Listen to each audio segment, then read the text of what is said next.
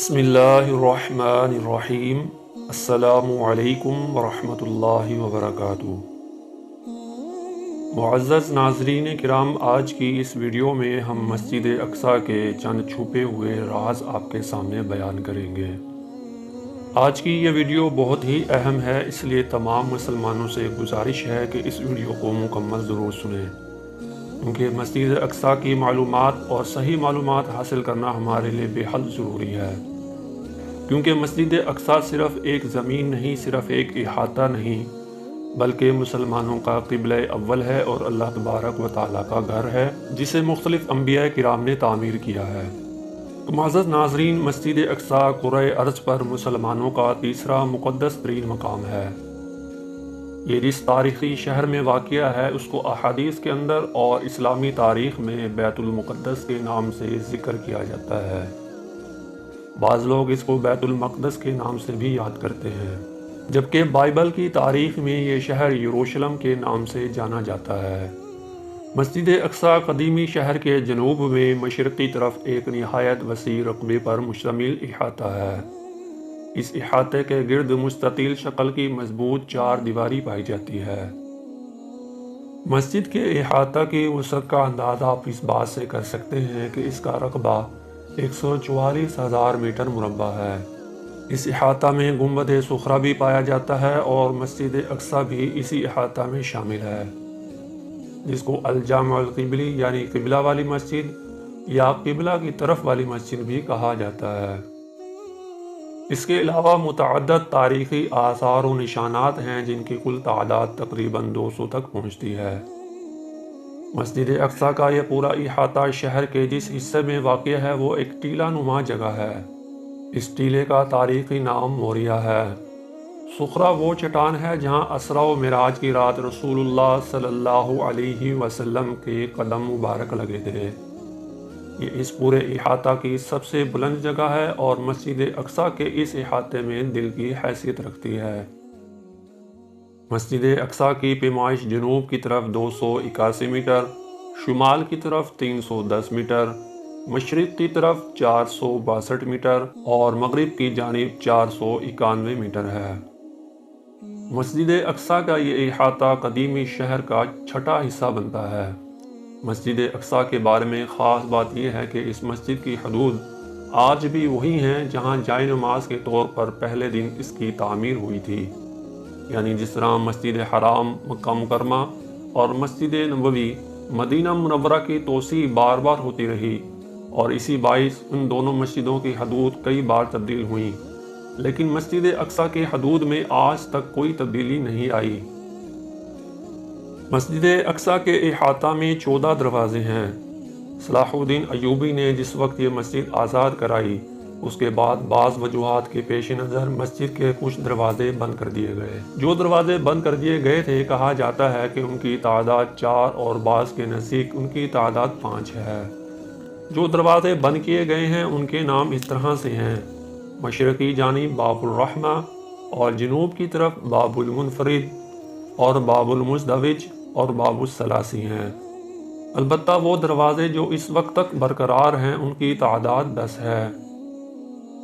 باب المغاربہ، اس کو باب النبی صلی اللہ علیہ وسلم بھی کہتے ہیں، باب السلسلہ اور اس کو باب داود بھی کہتے ہیں علیہ السلام، باب المتوضع جس کو باب المطہر بھی کہتے ہیں، باب القطانین، باب الحدید، باب الناظر، باب الغوانیمہ اس کو باب الخلیل بھی کہتے ہیں۔ یہ سب کے سب دروازے مغربی سمت ہیں، جبکہ باب العتم جسے باب شرف الانبیاء بھی کہتے ہیں، باب حطہ اور باب الاسبات شمالی سمت میں واقع ہیں۔ اور اسی طرح مسجد اقصیٰ کے 4 مینار ہیں۔ باب المغاربہ والا مینار جو کہ جنوب میں مغرب کی جانب ہے، باب السلسلہ والا مینار جو کہ مغربی سمت باب السلسلہ کے بالکل قریب، باب الغوانیمہ والا مینار جو کہ شمال میں مغربی سمت، اور باب الاسبات والا مینار جو کہ شمالی سمت میں واقع ہے۔ مسجد اقصی اس مقدس مقام کا نام ہے کہ جسے اللہ تبارک و تعالی نے اپنے کلام قرآن مجید میں اقصی کے نام سے ذکر کیا ہے۔ سورہ بنی اسرائیل میں اللہ پاک ہے وہ ذات کہ جس نے ایک رات میں اپنے بندے کو مسجد حرام سے لے کر مسجد اقصی تک سیر کرائی، اس کے ارد گرد کو ہم نے برکت دے رکھی ہے، اور اس سے غرض یہ تھی کہ ہم اپنے بندے کو اپنی بعض نشانیاں دکھائیں، بلا شبہ وہ سننے والا اور دیکھنے والا ہے۔ اقصی کا مطلب ہے کہ دور۔ مراد یہ ہے کہ اسلام کے 3 مقدس ترین مقامات میں سے یہ مقام باقی 2 کی نسبت زیادہ دور ہے۔ مکہ سے القدس یعنی کہ مسجد اقصی تک کی مسافت 40 دن کی ہے۔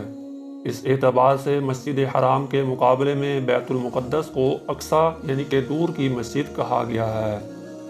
اس مقام کا یہ نام یعنی اقصی نزول قرآن کے بعد ہی مشہور ہوا ہے۔ قرآن مجید کے اسے یہ نام دینے سے پہلے اس کو مقدس یا بیت المقدس کہا جاتا تھا۔ بیت المقدس کا لفظ احادیث نبوی صلی اللہ علیہ وسلم کے اندر بھی وارد ہوا ہے، جیسا کہ مسلم شریف کی حدیث نمبر 411 جو کہ واقعہ معراج کے بارے میں ہے۔ اس حدیث مبارکہ میں مسجد اقصی کو بیت المقدس کے نام سے ذکر کیا گیا ہے۔ بیت المقدس کا یہ علاقہ اس زمانے میں ایلیا کے نام سے بھی جانا جاتا تھا۔ یہ سب کے سب نام اس بات پر دلالت کرتے ہیں کہ مسلمان مسجد اقصی کو نہایت مقدس اور بابرکت مقام مانتے ہیں۔ قدیم سے ہی مسجد اقصی کے بے شمار نام چلے آتے ہیں، مگر کوئی شک نہیں ہے کہ یہ مقام ہمیشہ سے اللہ وحدہ لا شریک کی بندگی کے لیے ہی مختص رہا ہے۔ مسلمان جو کہ ایک اللہ کی بندگی کا دم بھرتے ہیں اور اللہ کے تمام انبیاء اور رسل پر ایمان ان کے اعتقاد کا حصہ ہے، اور ان میں وہ سب انبیاء بھی آتے ہیں کہ جن کو مسجد اقصی کے ساتھ قربت کی خاص نسبت رہی ہے۔ مثلا جناب حضرت ابراہیم علیہ السلام، حضرت داؤد علیہ السلام، حضرت سلیمان علیہ السلام اور حضرت عیسیٰ علیہ السلام وغیرہ۔ مسلمان انبیاء میں ہرگز کسی کے درمیان بھی فرق نہیں کرتے، لہذا آج یہ مسلمان ہی اس پاکیزہ و مقدس مقام پر اصل حق رکھتے ہیں۔ مسجد اقصی کے احاطے کا کل رقبہ 144,000 میٹر مربع ہے، جو کہ شہر کی پرانی 4 دیواری کے اندر آنے والے کل رقبہ کا صرف چھٹا حصہ بنتا ہے۔ اس کے سب اضلاع ایک برابر نہیں ہیں۔ مغربی ضلع 491 میٹر، مشرقی 462 میٹر، شمالی 310 میٹر اور جنوبی 281 میٹر ہے، اور جو بھی مسجد اقصی کے احاطہ میں داخل ہو جانے کی سعادت پالے وہ اس کے اندر جہاں بھی نماز پڑھے، خواہ اس احاطہ کے کسی درخت کے نیچے یا اس کے اندر کہیں بھی نماز پڑھ لے تو اسے مسجد اقصی میں نماز پڑھنے کا ثواب مل جاتا ہے۔ مسجد اقصی میں ایک نماز کا ثواب کتنا ہے، اس حوالے سے علامہ البانی رحمۃ اللہ علیہ فرماتے ہیں کہ مسجد اقصی میں نماز کی فضیلت کے بارے میں جو صحیح ترین حدیث پائی جاتی ہے وہ یہی ہے جو کہ حضرت ابو ذر غفاری رضی اللہ عنہ کے حوالے سے مستدرک حاکم کی حدیث نمبر 8553 ہے۔ علامہ البانی فرماتے ہیں کہ رہی وہ مشہور حدیث کے جس میں یہ آتا ہے کہ مسجد اقصی میں ایک نماز کا ثواب 500 گنا ہے، تو یہ روایت ضعیف ہے۔ چنانچہ حضرت ابو ذر غفاری رضی اللہ عنہ کی بیان کردہ اس حدیث سے بیت المقدس میں ایک نماز کا ثواب آپ مسجد میں 250 نمازوں کے برابر ہے۔ مسجد اقصی اس دنیا میں بنائی جانے والی دوسری مسجد ہے، جیسا کہ صحیح بخاری شریف کی حدیث سے بھی یہ بات بالکل واضح ہوتی ہے۔ جس طرح مسجد الحرام کی بار بار تعمیر ہوتی رہی، اسی طرح مسجد اقصی کی بھی کئی بار تعمیر ہوئی۔ حضرت ابراہیم علیہ السلام نے لگ بھگ 2000 سال قبل مسیح اس جگہ کو آباد کیا تھا۔ اس کے بعد یہ ذمہ داری ان کے بیٹے اسحاق علیہ السلام اور پھر یعقوب علیہ السلام نے نبھائی۔ اسی طرح حضرت سلیمان علیہ السلام نے لگ بھگ 1000 سال قبل مسیح اس کی دوبارہ شروع سے تعمیر کی۔ اسلامی فتح کے بعد جو کہ 15 ہجری بمطابق سن 636 کو ہوئی، خلیفہ دوم حضرت عمر بن خطاب رضی اللہ عنہ نے یہاں پر جامع قبلہ کی تعمیر کروائی، جو کہ مسجد اقصی کا اصل بنیادی حصہ باور ہوتی ہے۔ اموی کے عہد میں یہاں گنبد صخرہ کی بھی تعمیر ہوئی، اور جامع قبلی مسجد کا سب سے قدیم حصہ جو قبلہ کی جانب سب سے آگے ہے، اس کی بھی تعمیر نو ہوئی۔ اموی عہد میں یہ ایک بہت بڑا منصوبہ تھا۔ اس کی تکمیل میں 30 سال کا عرصہ صرف ہوا، یعنی 96 ہجری بمطابق سن 985 سے 96 ہجری بمطابق 715 تک۔ یہاں تک کہ مسجد اقصیٰ کا یہ پورا احاطہ اپنی وہ شکل اختیار کر گیا جو کہ اس وقت موجود ہے۔ تو معزز ناظرین کرام، یہ تھے مسجد اقصیٰ کے وہ چند حقائق کے جن کے بارے میں اکثر لوگ نہیں جانتے۔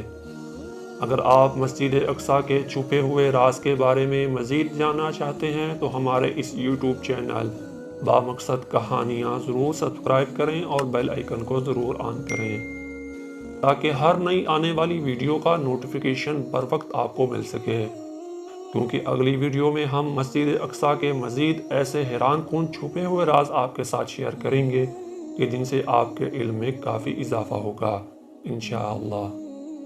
اور اگر آپ کو یہ معلوماتی ویڈیو پسند آئی ہے تو ویڈیو کو لائک اور شیئر کرنا نہ بھولیے، اور کمنٹ میں اپنی قیمتی رائے کا اظہار ضرور فرمائیں۔